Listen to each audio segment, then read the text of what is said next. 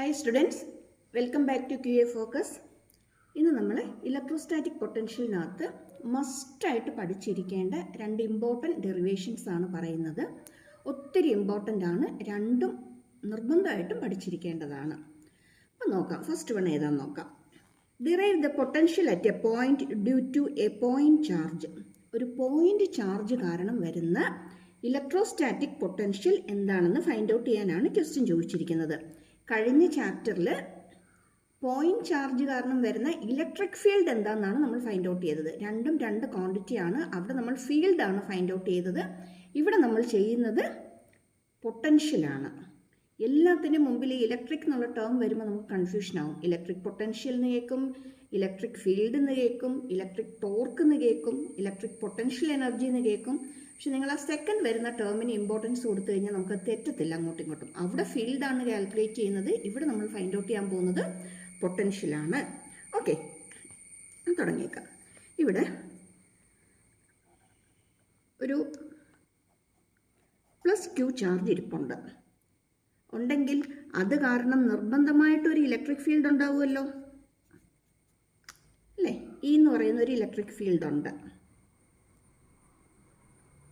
Okay, ഇനി ഇൻഫിനിറ്റിയിൽ നിന്ന് അങ്ങ് ദൂരെ നിന്ന് ഞാനൊരു +Q ചാർജിനെ ഇങ്ങോട്ടേക്ക് മൂവ് ചെയ്ത് ഇങ്ങനെ കൊണ്ടുവരികയാണ്. കൊണ്ടുവന്ന് ഞാനിവിടെ ഒരു പോയിന്റിൽ ഞാനിവിടെ കൊണ്ടുവന്ന് എത്തിച്ചിട്ടുണ്ട്. ആ പോയിന്റിന് ഞാൻ P എന്നങ്ങ് പേര് കൊടുത്തു. ഈ +Q ചാർജ് കാരണമുള്ള ഇലക്ട്രിക് ഫീൽഡാണ് ഇവിടെ ആക്ട് ചെയ്യുന്നത്. ഈ ഫീൽഡിലേക്ക് അങ്ങ് ദൂരെ ഇൻഫിനിറ്റിയിൽ നിന്ന് ഒരു Q ചാർജിനെ ഞാൻ ഇങ്ങോട്ടേക്ക് കൊണ്ടുവന്നു.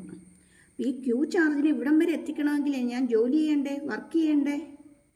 ആ വർക്ക് എത്രയാണെന്ന് നമുക്ക് ഫൈൻഡ് ഔട്ട് ചെയ്യണം. അപ്പോൾ അതിനായിട്ട് നമ്മൾ എളുപ്പത്തിൽ ചെയ്യുന്നത് എങ്ങനെയാണ്? ഒരു ചെറിയ ഡിസ്റ്റൻസ് അങ്ങോട്ട് കൺസിഡർ ചെയ്യും, dr. ഇത്രയും ഡിസ്റ്റൻസ് മൂവ് ചെയ്യാനായിട്ട് വേണ്ടി വരുന്ന വർക്ക് ഡൺ എന്താണെന്നുള്ളത് ആദ്യം ഫൈൻഡ് ഔട്ട് ചെയ്യും. അത് കിട്ടിക്കഴിയുമ്പോഴത്തേക്ക് ഇൻ്റഗ്രേറ്റ് ചെയ്യുമ്പോൾ നമുക്ക് ടോട്ടൽ വർക്ക് ഡൺ കിട്ടും. അപ്പോൾ നമ്മളിവിടെ ആദ്യം ഫൈൻഡ് ഔട്ട് ചെയ്യാൻ പോകുന്നത് work done in moving the charge between the distance dr. ഈ dr ഡിസ്റ്റൻസിൽ മൂവ് ചെയ്യാനായിട്ട് വേണ്ടി വരുന്ന വർക്ക് ഡൺ എന്താണെന്നാണ് നമ്മൾ ഫൈൻഡ് ഔട്ട് ചെയ്യുന്നത്. ഇനി സ്മോൾ ഡിസ്റ്റൻസ് ആയതുകൊണ്ട് നമുക്ക് വർക്ക് ഡൺ dw എടുക്കാം. dw ഈക്വൽ ടു, ഇനി വർക്ക് കാണാനുള്ള ഇക്വേഷൻ നമ്മൾ കഴിഞ്ഞ വർഷം പഠിച്ചിട്ടുണ്ട് അല്ലേ? എന്തായിരുന്നു വർക്ക് കാണാനുള്ളത്? വർക്ക് എനർജി പവർ എന്ന് പറഞ്ഞ ചാപ്റ്ററിനകത്ത് വർക്ക് കാണാനുള്ള ഇക്വേഷൻ നമ്മൾ പഠിച്ചിട്ടുണ്ട്. Force into displacement. ഇവിടെ ഫോഴ്സ് F ഇൻറ്റു, ഇവിടെ നമ്മൾ എത്ര ഡിസ്റ്റൻസ് ഇതിനെ മൂവ് ചെയ്യിച്ചത്? dr distance. ഓക്കെ ആണോ? പക്ഷേ ഇവിടുത്തെ വർക്ക് എടുക്കുമ്പോൾ നമ്മളിവിടെ ഒരു നെഗറ്റീവ് സൈനും കൂടി ആഡ് ചെയ്യും. എന്തിനാണ് ഇവിടെ ഒരു നെഗറ്റീവ് സൈൻ ഇടുന്നത്? നോക്കിക്കേ, ഇലക്ട്രിക് ഫീൽഡ് ഇങ്ങോട്ടല്ലേ ആക്ട് ചെയ്യുന്നത്. പ്ലസ് ചാർജ് ആയതുകൊണ്ട് ഫീൽഡ് ലൈൻസ് പുറത്തേക്കാണ് ആക്ട് ചെയ്യുന്നത്. ഇനി വേറൊരു ചാർജിനെ ഞാൻ ഇങ്ങോട്ട് കൊണ്ടുവരണമെങ്കിൽ ഈ ഫീൽഡ് അങ്ങോട്ടാണ്, ഞാൻ അതിനെ മൂവ് ചെയ്യിക്കുന്നത് ഇങ്ങോട്ടേക്കുള്ള ഓപ്പോസിറ്റ് ഡയറക്ഷനിലാണ്. അതായത് ഫീൽഡിന് എഗൻസ്റ്റ് ആയിട്ട് വർക്ക് ചെയ്തെങ്കിൽ മാത്രമേ എനിക്ക് ചാർജിനെ ഇവിടെ കൊണ്ടുവരാനായിട്ട് പറ്റത്തുള്ളൂ.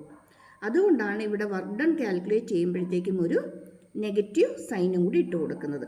ദാറ്റ് ഈക്വൽ ടു, ഇനി ഇലക്ട്രിക് ഫീൽഡിൻ്റെ ഇക്വേഷൻ എന്തായിരുന്നു? Force by charge. ഇവിടെ നമ്മൾ ക്യാപിറ്റൽ Q എടുത്തിരിക്കുന്നതുകൊണ്ടാണ് ബൈ ക്യാപിറ്റൽ Q ഇട്ടത്. F/Q. അങ്ങനെയെങ്കിൽ F കാണാനുള്ള ഇക്വേഷൻ എന്തുവാ? EQ.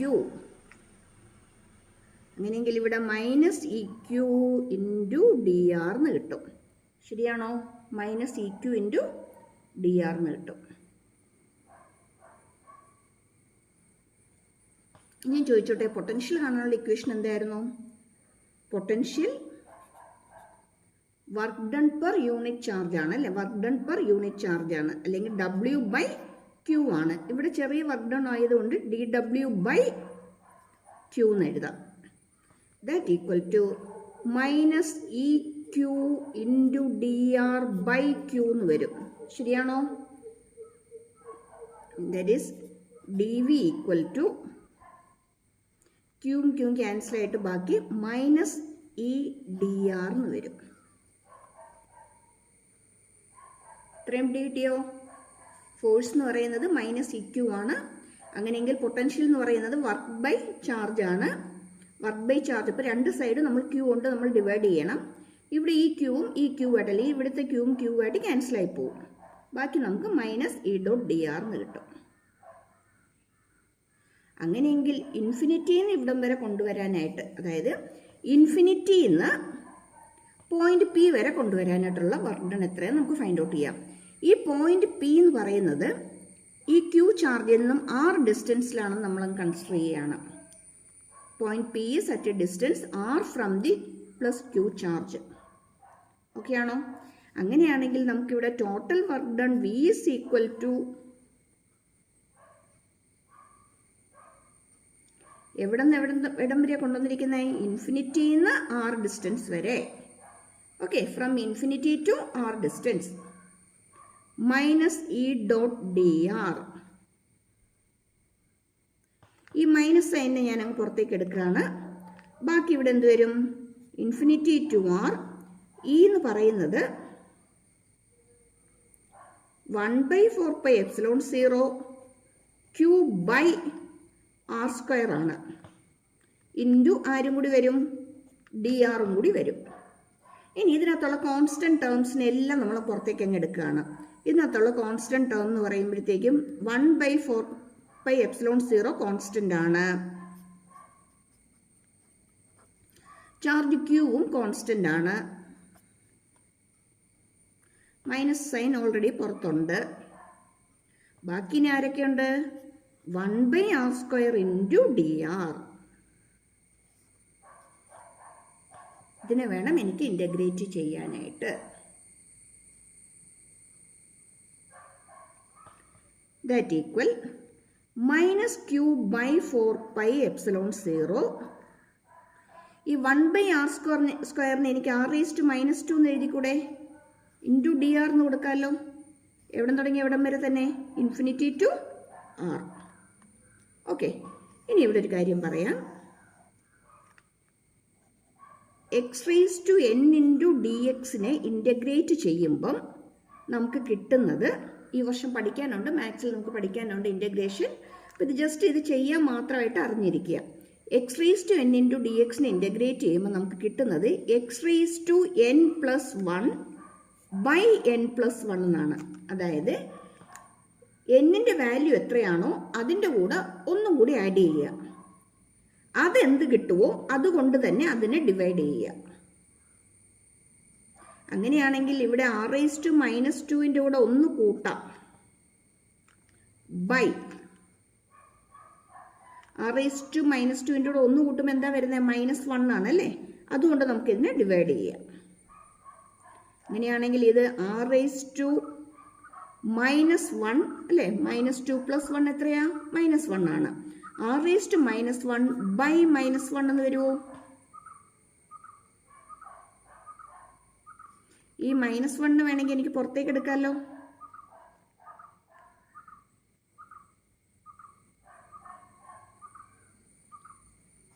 r⁻⁻1 എന്ന് വരും. r⁻⁻1 ആരാ? 1/r ആണ് അല്ലേ? 1/r ആണ്. ഓക്കെ, അങ്ങനെയാണെങ്കിൽ നമുക്കിവിടെ എന്താ വരുന്നതെന്ന് നോക്കാം. -q/4πε0 എനിക്കിവിടെ ഉണ്ട്. ഇതിനെ ഇൻ്റഗ്രേറ്റ് ചെയ്യുമ്പോഴത്തേക്ക് എനിക്ക് കിട്ടുന്നത് r⁻1/-1 എന്നാണ്. എവിടം തുടങ്ങി എവിടം വരെ? ഇൻഫിനിറ്റി ടു ആർ ആണ്.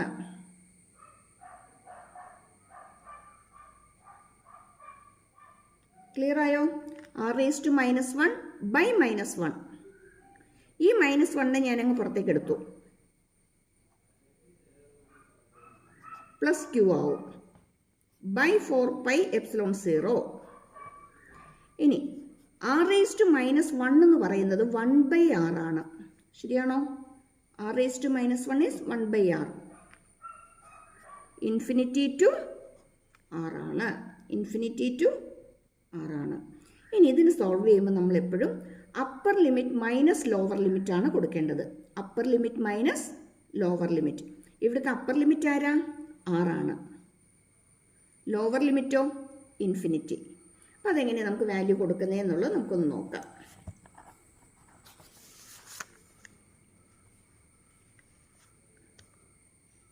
V is equal to q/4πε0 1/r infinity to R. That is Q by 4 pi epsilon 0. ആദ്യം നമ്മൾ അപ്പർ ലിമിറ്റ് കൊടുക്കണം, that is 1 by R, minus lower limit കൊടുക്കണം 1 ബൈ ഇൻഫിനിറ്റി. നമുക്കറിയാം 1 ബൈ ഇൻഫിനിറ്റി 0 ആണെന്ന്. അങ്ങനെയെങ്കിൽ ഇവിടെ എന്ത് വരും? Q by 4 pi epsilon 0 into one by R. That is 1 by 4 pi epsilon 0 നമുക്കറിയാവുന്ന ഫോമിലേക്ക് നമ്മൾ മാറ്റി എഴുതുന്നു, അത്രയേ ഉള്ളൂ. Q by R. ഇതാണ് electrostatic potential due to a point charge എന്ന് പറയുന്നത്. പോയിന്റ് ചാർജ് കാരണം ആക്ട് ചെയ്യുന്ന ഇലക്ട്രോസ്റ്റാറ്റിക് പൊട്ടൻഷ്യൽ എന്ന് പറയുന്നത്. ഇനി ഇപ്പോൾ ഈ പറഞ്ഞതിനകത്തെ ഈ സ്റ്റെപ്സ് ഒക്കെ വേണമെങ്കിൽ നിങ്ങൾക്ക് അങ്ങ് സ്കിപ്പ്. ഈ സ്റ്റെപ്സ് ഇത്രയും മനസ്സിലാകാനായിട്ട് മാത്രം പറഞ്ഞതാണ് കേട്ടോ, എക്സാമിന് എഴുതണ്ട, മനസ്സിലാകാനായിട്ട് മാത്രം പറഞ്ഞതേ ഉള്ളൂ. അതായത് r⁻²നെ എങ്ങനെയാണ് നമ്മൾ ഇൻ്റഗ്രേറ്റ് ചെയ്യുന്നതെന്നുള്ളത് പറഞ്ഞതേ ഉള്ളൂ. അതിൻ്റെ ഫോർമുല ഇതാണ്. നമ്മൾ അപ്ലൈ ചെയ്യുന്നത് -2 + 1 കൊടുക്കും, താഴെ ആ നമ്പർ തന്നെ എഴുതണം. -1 വരും, r⁻1 ബൈ -1 എന്ന് വരും. അത് നമ്മളിവിടെ ഇട്ട് കൊടുത്തു, എന്നിട്ട് മൈനസ് പുറത്തേക്ക് എടുത്തിട്ട് ബാക്കി നമ്മൾ സിംപ്ലിഫൈ ചെയ്യുന്നു. ഈ സ്റ്റെപ്സ് അത്രയും ജസ്റ്റ് മനസ്സിലാകാൻ മാത്രം പറഞ്ഞതാണ്. ഇവിടുന്ന് ഇങ്ങോട്ട് പഠിക്കാൻ ബുദ്ധിമുട്ടുണ്ടെങ്കിൽ, ഇവിടുന്ന് താഴത്തേക്ക് പഠിക്കാൻ ബുദ്ധിമുട്ടുണ്ടെങ്കിൽ ഈ സ്റ്റെപ്പ് വരെ പഠിക്കുക. ഈ സ്റ്റെപ്പ് വരെ പഠിച്ചു കഴിഞ്ഞിട്ട് ബാക്കി നേരിട്ട് ഈ സ്റ്റെപ്പിലേക്ക് ഇങ്ങ് പോരുക. Plus Q by 4 pi epsilon 0 1 by R, limit infinity to R എന്നാക്കുക. അത് കഴിഞ്ഞിട്ട് ഈ ലാസ്റ്റ് റിസൾട്ട് അതുപോലെ അങ്ങ് എഴുതിയേക്കുക. ഓക്കെ, ഒന്നുകൂടി പറഞ്ഞേക്കാം. ഇത് ജസ്റ്റ് മനസ്സിലാക്കാൻ മാത്രമായിട്ട് പറഞ്ഞതേ ഉള്ളൂ. ബാക്കി സ്റ്റെപ്സ് നിങ്ങൾ പഠിക്കുമ്പം ഈ ഫുൾ സ്റ്റെപ്സ് ഫോളോ ചെയ്യാൻ ബുദ്ധിമുട്ടുള്ളവർ ഈ സ്റ്റെപ്പ് വരെ എഴുതുക. ഇത് കഴിയുമ്പോഴത്തേക്കും ഇവിടം വരെ എഴുതുക. ഇത് കഴിയുമ്പോഴത്തേക്കും ഈ ഫൈനൽ സ്റ്റെപ്പിലേക്ക് പോരുക. അതായത് Q by 4 pi epsilon 0 1 by R infinity to ആറിനെത്തുക. അത് കഴിഞ്ഞിട്ട് ഇതിൻ്റെ ഫൈനൽ റിസൾട്ട് എഴുതിയേക്കുക. മാർക്കൊന്നും പോകത്തില്ല. അതിനകത്ത് നമ്മൾ ആ ഇൻ്റഗ്രേഷൻ്റെ സ്റ്റെപ്സ് സ്കിപ്പ് ചെയ്ത് പോകണമെന്നേ ഉള്ളൂ, ബാക്കി സ്റ്റെപ്സ് വന്നിട്ടുണ്ട്. ഇനി CBSE സ്റ്റുഡൻസിനെ സംബന്ധിച്ചിടത്തോളം ഫുൾ സ്റ്റെപ്സ് എഴുതുന്നത് തന്നെയാണ് നല്ലത്, മാർക്കൊട്ടും തന്നെ പോകാതിരിക്കാനായിട്ട്. ഫുൾ സ്റ്റെപ്സ് തന്നെ എഴുതി പഠിച്ചോളൂ കേട്ടോ. സ്റ്റേറ്റുകാർക്ക് നമുക്ക് വേണമെങ്കിൽ അത്യാവശ്യം ഇൻ്റഗ്രേഷൻ്റെ ഫുൾ സ്റ്റെപ്സ് എഴുതിയില്ലെങ്കിലും കുറച്ച് സ്കിപ്പ് ചെയ്തിട്ട് എഴുതിയാലും കുഴപ്പമില്ല. ഓക്കെ ആണോ? എന്ന് വെച്ചാൽ സ്റ്റേറ്റുകാർ പഠിക്കണമെന്നല്ല പറഞ്ഞത്, പഠിക്കാൻ ബുദ്ധിമുട്ടുള്ളവർ സ്കിപ്പ് ചെയ്തിട്ട് എഴുതിക്കുമെന്നാണ് പറഞ്ഞത്. ഓക്കെ, ഇനി ഈ ഇക്വേഷൻ കിട്ടിയപ്പോൾ നമ്മൾ കഴിഞ്ഞ ചാപ്റ്ററിൽ പഠിച്ച ഇക്വേഷനായിട്ട് ജസ്റ്റ് ഒന്ന് കമ്പയർ ചെയ്ത് നോക്കിയേക്കണം. അവിടെ നമ്മൾ electric field due to a point charge എന്ന് പറയുന്നത് 1 by 4 pi epsilon 0 Q by r² ആയിരുന്നു. ഇവിടെ ആര് മാത്രമേ വന്നിട്ടുള്ളൂ? r മാത്രമേ വന്നിട്ടുള്ളൂ. ആ ഡിഫറൻസ് ജസ്റ്റ് ഒന്ന് മൈൻഡിൽ കീപ്പ് ചെയ്തോണം കേട്ടോ. ഓക്കെ, ഇനി അടുത്ത ക്വസ്റ്റ്യൻ നോക്കിക്കേ. അടുത്തതും ഇമ്പോർട്ടൻ്റ് ആണ്. Derive the expression for electrostatic potential due to an electric dipole. ഇതേപോലെ തന്നെ ഒരാളെ നമ്മൾ കഴിഞ്ഞ ചാപ്റ്ററിലും പഠിച്ചതാണ്. അതെന്തായിരുന്നു? Electric field due to electric dipole ആണ്. ഇവിടെ electrostatic potential due to electric dipole ആണ്. സ്ഥിരം എക്സാമിന് തെറ്റിക്കുന്നതാണ്. നമ്മൾ കഷ്ടപ്പെട്ട് 2 ചാപ്റ്ററിൽ നിന്ന് 3 ഡെറിവേഷൻ പഠിച്ചുകൊണ്ട് പോകും. ഇലക്ട്രിക് ഫീൽഡിലെ ആക്സിയലും പഠിച്ചുകൊണ്ട് പോകും, ഇക്വിറ്റോറിയലും പഠിച്ചുകൊണ്ട് പോകും. പൊട്ടൻഷ്യലിനകത്ത് ഈ ഒറ്റ ഡെറിവേഷനേ ഉള്ളൂ, ഇതും പഠിച്ചുകൊണ്ട് പോകും. എക്സാമിന് വരുമ്പോൾ കൺഫ്യൂഷനാണ്. 3 നമുക്ക് നന്നായിട്ട് അറിയായിരിക്കും, പക്ഷേ ഏത് എഴുതണം എന്നുള്ള കൺഫ്യൂഷനാവും. തെറ്റരുതും. അത് രണ്ടും ഇലക്ട്രിക് ഫീൽഡാണ്. ഇവിടെ നമ്മൾ ഒറ്റ ഡെറിവേഷനെ പഠിക്കുന്നുള്ളൂ, അത് പൊട്ടൻഷ്യലിൻ്റെ ആണ്. ഓക്കെ ആണോ? ഓക്കെ, നമുക്ക് ഇനി അതെങ്ങനെയാണ് നമുക്കൊന്ന് ചെയ്യുന്നതെന്ന് നോക്കാം.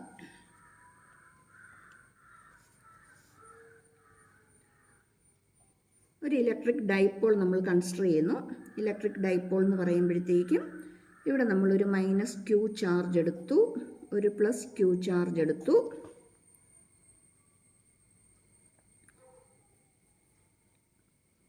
സെൻറ്റർ O ആണ്. Dipole length A. ഇവിടെ നിന്ന് ഞാനൊരു പോയിന്റ് കൺസിഡർ ചെയ്യുന്നു. ഈ പോയിന്റ് പിയിലെ പൊട്ടൻഷ്യൽ വേണം എനിക്ക് ഫൈൻഡ് ഔട്ട് ചെയ്യാനായിട്ട്. ഈ പറയുന്ന പോയിന്റിനെ, പി എന്ന് പറയുന്ന പോയിന്റിനെ ഇതിൻ്റെ മിഡ് പോയിന്റുമായിട്ട് ഞാൻ ജോയിൻ ചെയ്യുവാണ്.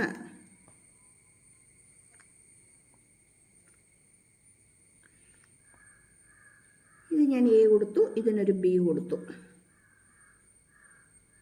-q ചാർജിൽ നിന്ന് ഇങ്ങോട്ടേക്കുള്ള ഡിസ്റ്റൻസ് ഞാൻ r1 എടുത്തു. ഇവിടെ നിന്ന് ഇങ്ങോട്ടേക്കുള്ള ഡിസ്റ്റൻസ് r2 എടുത്തു. ഡൈപോളിൻ്റെ സെൻറ്ററിൽ നിന്നുള്ള ഡിസ്റ്റൻസ് r എന്ന് എടുത്തു. ഇനി ഇവിടെ r1ഉം r2ഉം വേരിയബിളാണ്. അപ്പോൾ ഈ r1 r2 ഇട്ട് കഴിഞ്ഞ് എനിക്ക് സോൾവ് ചെയ്ത് വരാനായിട്ട് ബുദ്ധിമുട്ടാവും. അതുകൊണ്ട് നമ്മൾ എന്ത് ചെയ്യണം? ഈ r1നെയും r2വിനെയും നമുക്ക് rൻ്റെ ടേംസിലോട്ട് മാറ്റിയെടുക്കണം. ഈ r1ഉം r2ഉം നമ്മുടെ ഇക്വേഷന് നമുക്ക് വേണ്ട. അതിന് പകരം ആര് മതി? r മതി. അപ്പം അങ്ങനെ മാറ്റിയെടുക്കാനായിട്ട് നമ്മളിവിടെ ഒരു ചെറിയൊരു കാര്യം ചെയ്യും. ഈ ലൈൻ നമ്മൾ ഇങ്ങോട്ട് എക്സ്റ്റെൻഡ് ചെയ്യും. എന്നിട്ട് ഇവിടുന്ന് നമ്മൾ ഇങ്ങോട്ടേക്കൊരു പെർപെൻഡിക്കുലർ വരയ്ക്കും. ഇത് 90 ഡിഗ്രിയാണ്. അതേപോലെ ഈ +q ചാർജ് ഇരിക്കുന്ന പോയിന്റ് ബിയിൽ നിന്ന് ഞാൻ ഇങ്ങോട്ടേക്കൊരു പെർപെൻഡിക്കുലർ വരയ്ക്കും. ഇത് 90 ഡിഗ്രിയാണ്. ഈ ആംഗിൾ തീറ്റ, അതേപോലെ ഈ വരുന്ന ആംഗിളും തീറ്റ ആയിരിക്കും. ഇതും തീറ്റ, ഇതും തീറ്റ.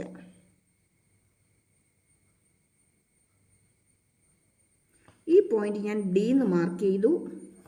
ഈ പോയിന്റിനെ സി എന്ന് മാർക്ക് ചെയ്തു. ഇത്രയും ക്ലിയർ ആയോ? ഇനി ഈ ഫിഗറിൽ പി എ എന്ന് പറയുന്ന ഡിസ്റ്റൻസ്, r1 ആണ്. ഈ r1 എന്ന് പറയുന്നത് പി ഡിക്ക് ഈക്വൽ ആയിരിക്കും. ഇതെന്ന് പറയുന്നത് പി ഡിക്ക് ഈക്വൽ ആയിരിക്കും.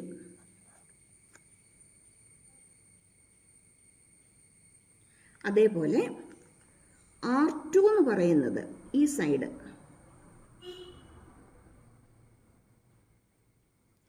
പി സിക്ക് ഈക്വൽ ആയിരിക്കും.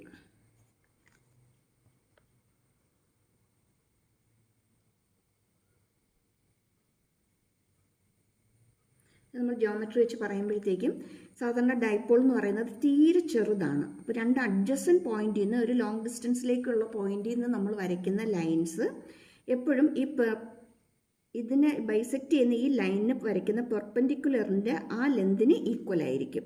ഒത്തിരി ഡീപ്പായിട്ട് നമ്മൾ അതിലോട്ട് പോകണ്ട. ജസ്റ്റ് നമുക്ക് ഇതിൻ്റെ കാര്യം മാത്രം അറിഞ്ഞാൽ മതി. r1 എന്ന് പറയുന്നത് പി ഡിക്ക് ഈക്വൽ ആയിരിക്കും, r2 എന്ന് പറയുന്നത് പി സിക്ക് ഈക്വൽ ആയിരിക്കും. ഇനി r1 ഈക്വൽ ടു ഈ പി ഡി എന്ന് പറയുന്ന ഡിസ്റ്റൻസ് പി ഓടെ കൂടെ ഒ ഡിയും കൂടി ആഡ് ചെയ്യുന്നതാണ്. പി ഒ എന്ന് പറയുന്നത് r ആണ്. r പ്ലസ് ഇത്രയും കൂടി ആഡ് ചെയ്യണം, ഒ ഡി. r2 എന്ന് പറയുന്നത്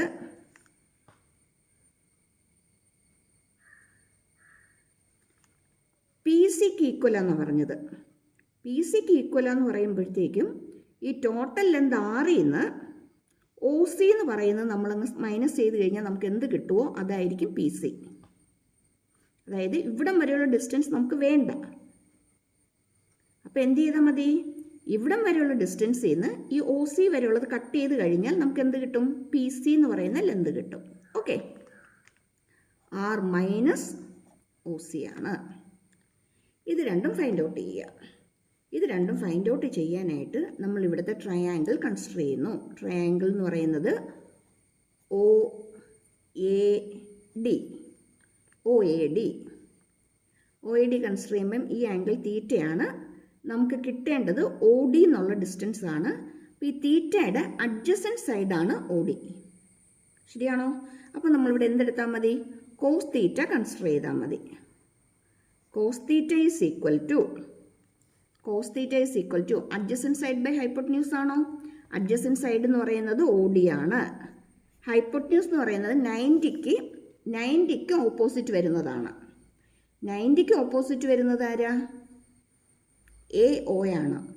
എ ഒ എന്ന് പറയുന്നത് സ്മോൾ ലെറ്റർ എ ആണ്. കാരണം എന്താ? ഡൈപോൾ ലെന്തിൻ്റെ പകുതിയാണ്.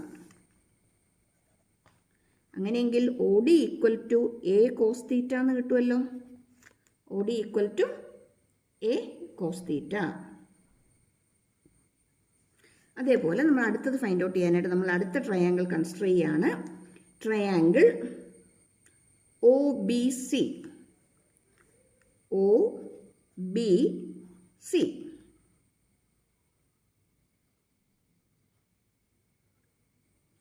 ഈ ട്രയാങ്കിൾ ഒ ബി സിക്കകത്ത് നമുക്ക് കിട്ടേണ്ടത് ഒ സി ആണ്.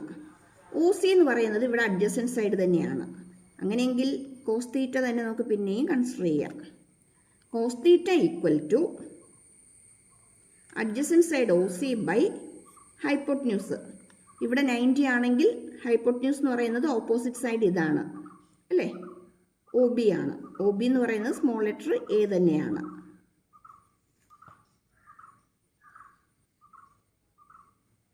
അങ്ങനെയെങ്കിൽ ഒ സിയും എന്തിന് നമുക്ക് കിട്ടും? എ കോസ് തീറ്റ എന്ന് കിട്ടും. ശരിയാണോ? അങ്ങനെയാണെങ്കിൽ R1 equal to R plus O D, that is R plus A cos theta. R2 equal to R minus A cos theta. കാര്യം എന്താ? R മൈനസ് ഒ സി ആണ് അല്ലേ. അപ്പോൾ ഒ സി നമുക്ക് കിട്ടിയത് എ കോസ് തീറ്റ എന്നാണ്. അപ്പോൾ R minus A cos theta.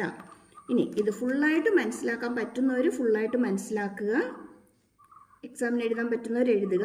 ഇനി ഇതെല്ലാം കൂടി പഠിക്കാൻ ബുദ്ധിമുട്ടുള്ളവരാണെങ്കിൽ ഈ ഇക്വേഷൻസ് മാത്രം ബൈ ഹാർട്ട് ചെയ്ത് വെക്കുക.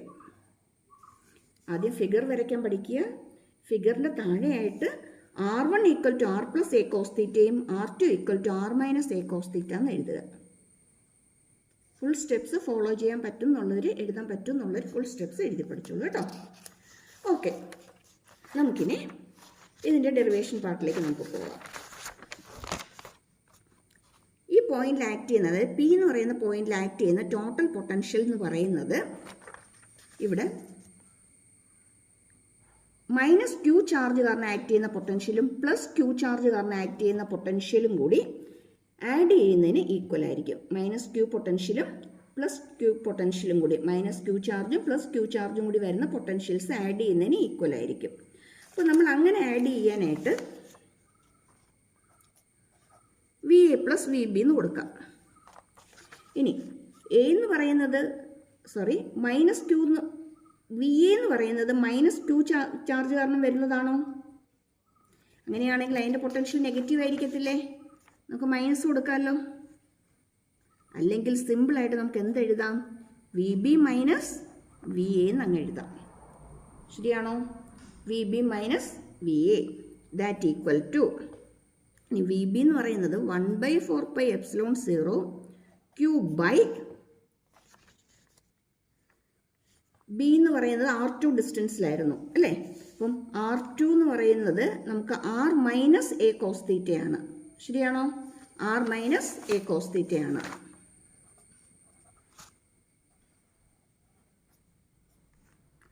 മൈനസ് അടുത്തത് വി എ എന്ന് പറയുന്നത് 1/4πε0 Q by R plus A cos തീറ്റയാണ്. R പ്ലസ് എ കോസ് തീറ്റയാണ്. ഇതിനകത്ത് എല്ലാത്തിനകത്തുനിന്നും ക്യൂ ബൈ 4πε0 കോമൺ ആയിട്ട് നമുക്ക് പുറത്തേക്ക് എടുക്കാം. ബാക്കി നമുക്ക് എന്ത് കിട്ടും? 1/R minus A cos theta minus 1/R plus A cos theta എന്ന് വരും. ഓക്കെ ആണോ? നമുക്കിതിനെ ഒന്ന് സിംപ്ലിഫൈ ചെയ്യണം. നോക്കാം അതിൻ്റെ സിംപ്ലിഫിക്കേഷൻ എങ്ങനെ വരുമെന്ന്. ഇതെന്ന് പറയുന്നത് ശരിക്കും A minus B into A plus ബിയുടെ ഫോമിലാണോ?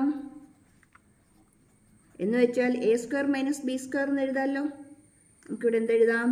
R square minus B square is A square cos square theta. മുകളിൽ ഇനി ആരൊക്കെയുണ്ട്? ഇത് എൽസിയം എടുത്ത് ക്ലിയർ ചെയ്യുമ്പം ഇത് ആദ്യം വരും, ഇത് രണ്ടാമത് വരും അല്ലേ. ഇതിനെ കൊണ്ട് ഇതിനെ മൾട്ടിപ്ലൈ ചെയ്യുക, ഇത് വെച്ച് ഇതിനെ മൾട്ടിപ്ലൈ ചെയ്യുക, ക്രോസ് മൾട്ടിപ്ലൈ ചെയ്ത് എഴുതുക. അപ്പം R plus A cos theta ആദ്യം വരും, minus R minus A cos theta വരും. ശരിയാണോ? ഇവിടെ നമുക്ക് ബ്രാക്കറ്റ് ഓപ്പൺ ചെയ്ത് എഴുതുമ്പം R plus A cos theta minus R plus A cos theta by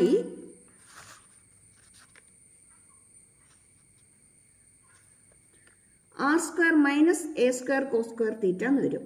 ഇതിനകത്ത് ഈ ടേമിനെ നമ്മൾ അങ്ങ് നെഗ്ലക്റ്റ് ചെയ്ത് കളയും. കാര്യം എന്താ, ഡൈപോൾ ലെന്ത് എ തീരെ ചെറുതാണ്, അതിൻ്റെ കൂടെ നമ്മൾ എ സ്ക്വയർ എടുക്കുമ്പോഴത്തേക്കും കിട്ടുന്ന വാല്യൂം തീരെ ചെറുതായിരിക്കും. അതുകൊണ്ട് നമുക്ക് ആ എ സ്ക്വയർ വരുന്ന ടേമിനെ അങ്ങ് നെഗ്ലക്റ്റ് ചെയ്ത് കളയാം. ബാക്കി ആര് മാത്രമേ ഉള്ളൂ, ആർ സ്ക്വയർ മാത്രമേ ഉള്ളൂ. പ്ലസ് ആറും മൈനസ് ആറും കൂടി ക്യാൻസലായി പോവും. A cos theta plus A cos theta വരുമ്പോഴത്തേക്ക് നമുക്ക് 2a കോസ് തീറ്റ എന്ന് വരും. ശരിയാണോ? ബൈ ആരുണ്ട്, ഒരു ആർ സ്ക്വയർ ഉണ്ട്. നമുക്ക് തിരിച്ചു പോരാം ഡെറിവേഷനിലേക്ക്. V equal to Q by 4πε0 2a cos theta by R എന്ന് വന്നു. Sorry, R square. ഓക്കെ ആണോ? ഇനി ഈ സ്റ്റെപ്സ് മനസ്സിലാക്കിയിരിക്കുക. മനസ്സിലാക്കി ചെയ്യാൻ പറ്റുന്നവരാണെങ്കിൽ ചെയ്യുക. ചെയ്യാൻ പറ്റത്തില്ല എന്നുണ്ടെങ്കിൽ ഇത് പഠിച്ചു കഴിഞ്ഞിട്ട് ഇത് നേരിട്ടങ്ങ് എഴുതുക. ഇവിടെ 2a കോസ് തീറ്റയാണ് വരുന്നതെന്നുള്ളത് മൈൻഡിൽ ഓർത്തിരിക്കുക. എന്നിട്ട് നേരിട്ടങ്ങ് എഴുതിയാൽ മതി.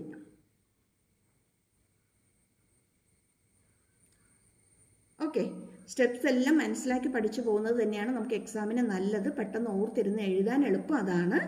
പക്ഷേ ഇതെല്ലാം കൂടി പഠിക്കാൻ ബുദ്ധിമുട്ടുള്ളവരുണ്ടായിരിക്കും. അപ്പം അങ്ങനെ പഠിക്കാൻ ബുദ്ധിമുട്ടുള്ളവർക്ക് വേണ്ടിയിട്ടാണ് ഞാൻ പറയുന്നത്. ഇവിടം വരെ എഴുതി കഴിഞ്ഞിട്ട് പിന്നെ ഇത് ഇത്രയും നിങ്ങൾ ചെയ്ത് നോക്കാൻ പോകണ്ട. നേരിട്ടിത് 2a കോസ് തീറ്റയാണെന്ന് പഠിച്ചിരിക്കുക. എന്നിടത്ത് പല പ്രാവശ്യം എഴുതി പ്രാക്ടീസ് ആയിക്കോണം. കാരണം ഇനി അങ്ങോട്ട് ഒത്തിരി നമുക്ക് പഠിക്കാനുണ്ട്. എല്ലാം കൂടി പഠിച്ചു വരുമ്പോഴത്തേക്ക് ഈ ബൈഹാർട്ട് ചെയ്യുന്നത് ചിലപ്പോൾ മറന്നു പോകും. അപ്പോൾ കുറേ പ്രാവശ്യം എഴുതി പ്രാക്ടീസ് ആയിക്കഴിഞ്ഞാൽ നമുക്കത് ഓർമ്മയിൽ കിട്ടും. ഓക്കെ, ഇനി 2a ഇൻറ്റു ക്യൂ നമുക്കറിയാവുന്ന ഒരാളാണ്. കഴിഞ്ഞ ചാപ്റ്ററിൽ നമ്മൾ പഠിച്ചതാണ്. എന്തായിരുന്നു? Dipole length into charge, magnitude of one of the charge. എന്ത് പറയും?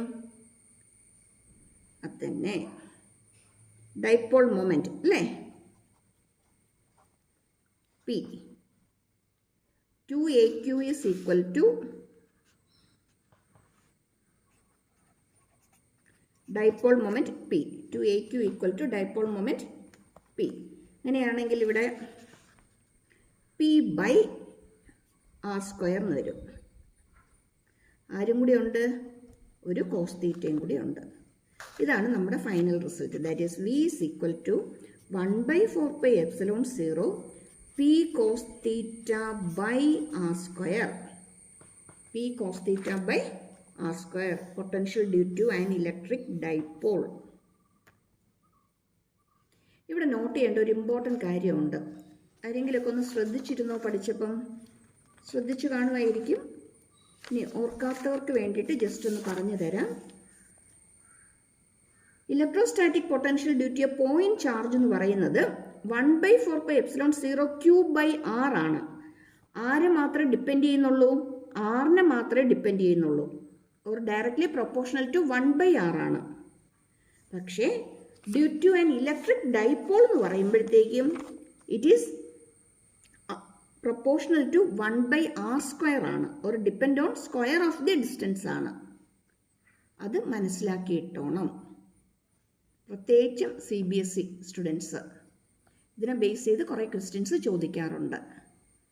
അതുപോലെ തന്നെ ഗ്രാഫിക്കൽ സൊല്യൂഷനും കുറേ ക്വസ്റ്റ്യൻസ് ഇതിനെ ബേസ് ചെയ്ത് വരാറുണ്ട്. ഗ്രാഫ് വെച്ച് സോൾവ് ചെയ്യാനുള്ളത് നമുക്ക് വരാറുണ്ട്. ഓക്കെ, അതുപോലെ എൻട്രൻസിനൊക്കെ പ്രിപ്പയർ ചെയ്യുന്നവരും ഇത് നിർബന്ധമായിട്ട് മൈൻഡിൽ കീപ്പ് ചെയ്തോണം. Due to a point charge ആണെങ്കിൽ ഡിപ്പെൻഡ്സ് ഓൺലി ഓൺ 1/r ആണ്. Due to an electric dipole ആണെങ്കിൽ 1/r² ആണ്. ഓക്കെ ആണോ?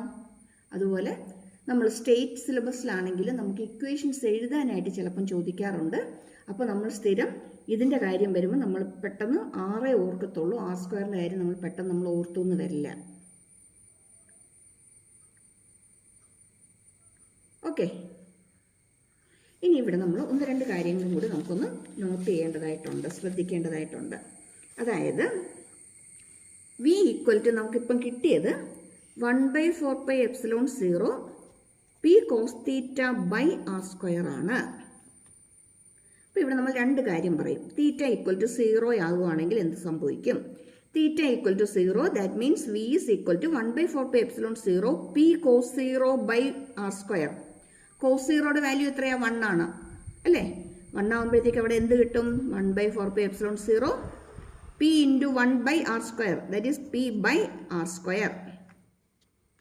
അടുത്ത കേസോ, തീറ്റ ഈക്വൽ ടു 90 ഡിഗ്രി വന്നാൽ എന്ത് സംഭവിക്കും? തീറ്റ ഈക്വൽ 90 വന്നാൽ കോസ് 0യുടെ വാല്യൂ എത്രയാ? കോസ് 90യുടെ വാല്യൂ എത്ര? 0 ആണല്ലേ? പിന്നെ ഒന്നും ചെയ്യാനില്ല, ഫുള്ളായിട്ട് എന്തായിട്ട് മാറിക്കോളും? 0 ആയിട്ട് മാറിക്കോളും.